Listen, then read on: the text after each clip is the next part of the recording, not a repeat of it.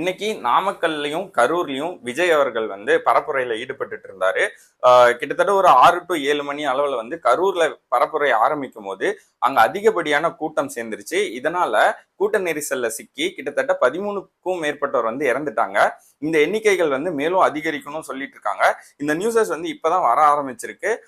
மேலும் 20க்கும் மேற்பட்டவர் வந்து கவலைக்கிடமான நிலையில வந்து அனுமதிக்கப்பட்டிருக்கிறதாகவும், அவர்களோட நிலை என்ன ஆகுன்றது இதுக்கு மேலதான் சொல்ல முடியும்னு சொல்லிட்டு இருக்காங்க. இந்த இறந்தவங்கள்ல எத்தனை பேர் பெண்கள், எத்தனை பேர் ஆண்கள், குழந்தைகள்ன்ற தெளிவான விவரங்கள் வந்து இன்னும் வரல. இந்த நியூஸஸ் வந்து வெளியே வர ஆரம்பிச்ச உடனே மாண்புமிகு முதலமைச்சர் அவர்களும் சுகாதாரத்துறை அமைச்சர் அவர்களும் உடனடியா கரூருக்கு போயிட்டு அங்க சிகிச்சையில் இருக்கிறவங்களுக்கு ஆறுதல் கூறுறதுக்காகவும் சிகிச்சைகளை இன்னும் தீவிரப்படுத்துறதுக்காகவும் நடவடிக்கைகள் எடுக்க போறதா சொல்லிட்டு இருக்காங்க.